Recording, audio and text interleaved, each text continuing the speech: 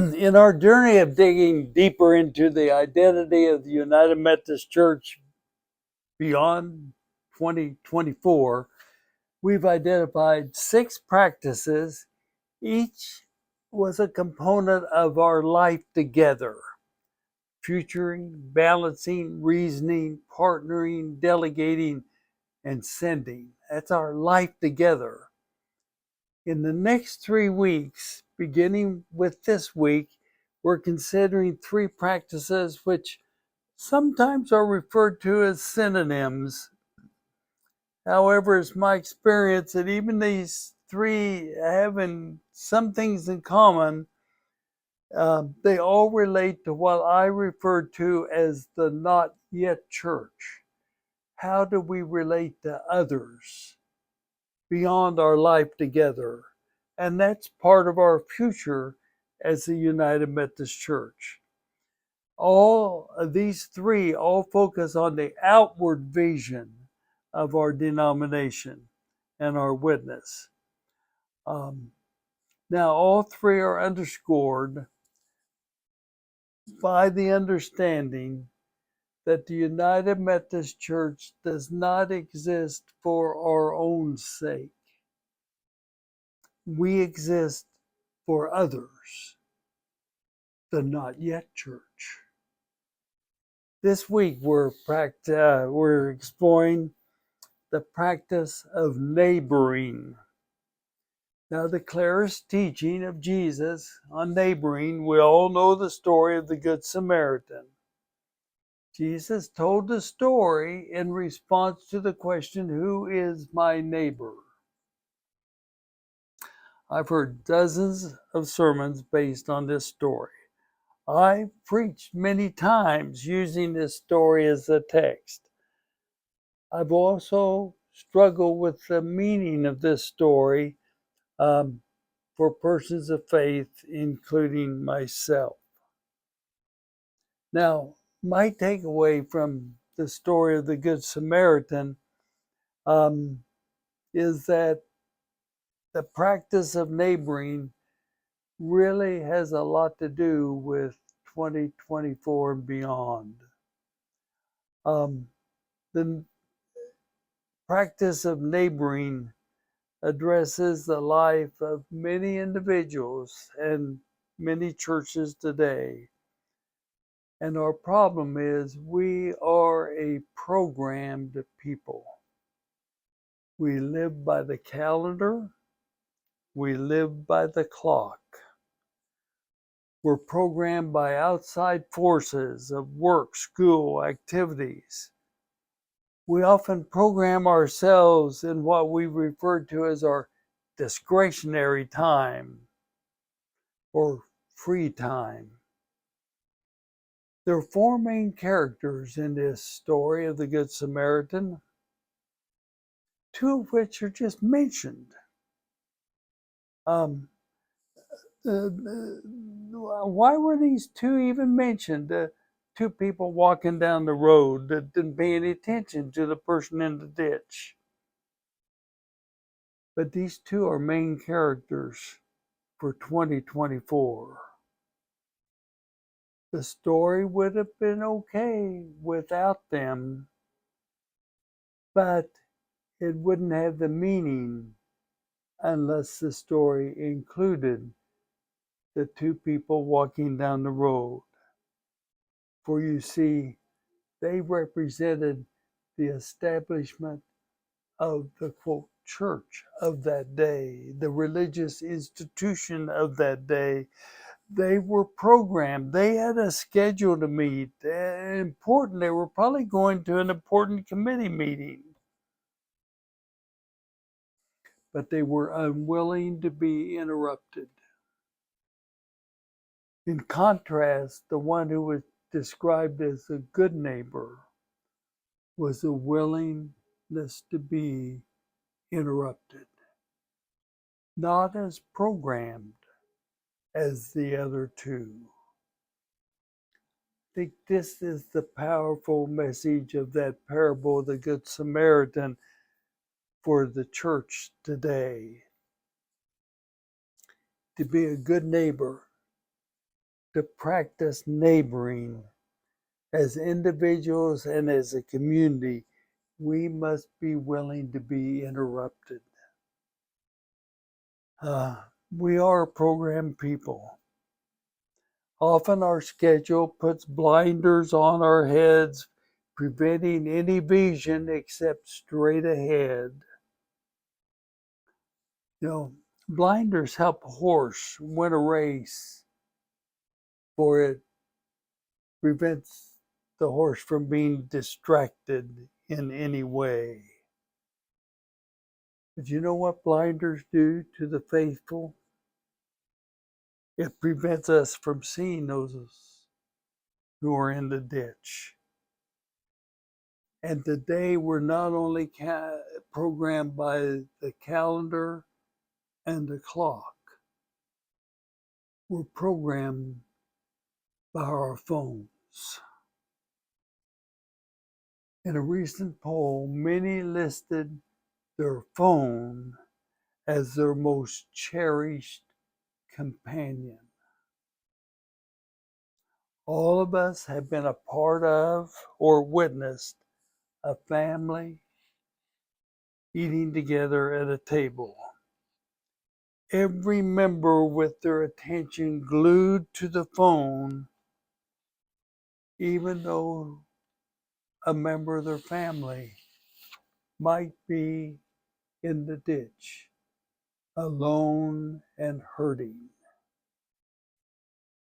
You see, the price of the life of a programmed life is ignoring neighbors near and far who are in the ditch, alone and hurting. You see, not only for individuals, but also for the church.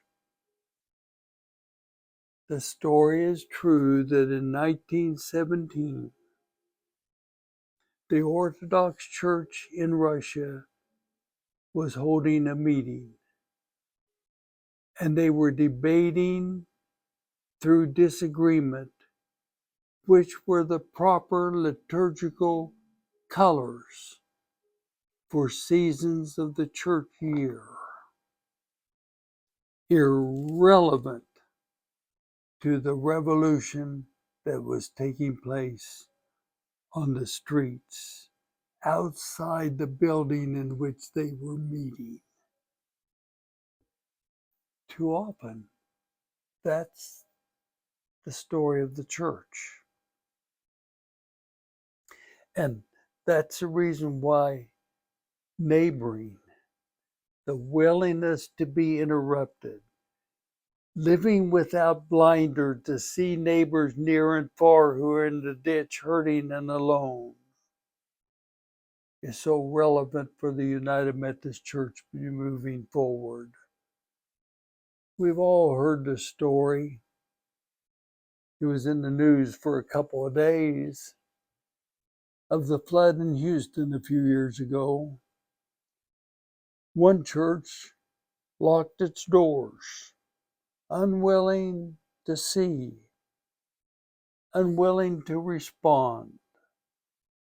Another church a few blocks away opened its doors, providing a place to sleep, eat, and be safe for hundreds of people that lived in that building. See, Jesus' question is relevant. Which church practiced neighboring? Which church was the good neighbor? 70 years ago, my paper route in Wichita included in an area that in a couple of years changed from Anglo to Black, except for Mrs. Spencer, the only white person on my route. She would always say to me, "These are the best neighbors I've ever had." Her doors were opened. She greeted her neighbors by name and always responded with care and assistance. She wore no blinders. She was always busy, but never programmed, because she always was a good neighbor, willing to be interrupted. One of the Greek words translated sin in the New Testament is apatheo. The root word is apathy. Apathy means I don't care. Neighboring is the opposite of apathy. Neighboring is a frontal attack on apathy. Neighboring is believing that God is our next door neighbor, far and near. Ruth Dick, a hymn writer, captured the practice of neighboring in the first verse of a hymn that we probably don't sing near enough, but listen to this first verse. As a fire is meant for burning with a bright and warming flame, so the church is meant for mission, giving glory to God's name. Not to preach our creeds or customs, but to build a bridge of care. We join hands across the nation, finding neighbors everywhere. That's the United Methodist Church moving forward. For neighboring is an essential practice of being a faithful church.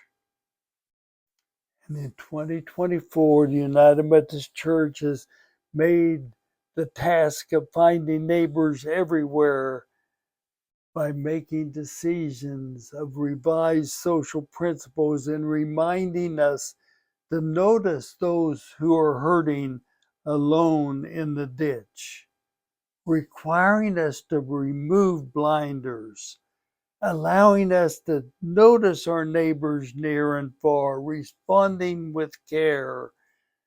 For indeed, neighboring, being a good neighbor, is the task not only for the church individually, but for the church together as a denomination. Yep, I'm convinced that if a person is uncomfortable with the practice of being interrupted, the practice of neighboring, they're going to be mighty uneasy in the United Methodist Church moving forward. There's a lot there to think about. And for your thought and conversation, these questions might lead us on our way.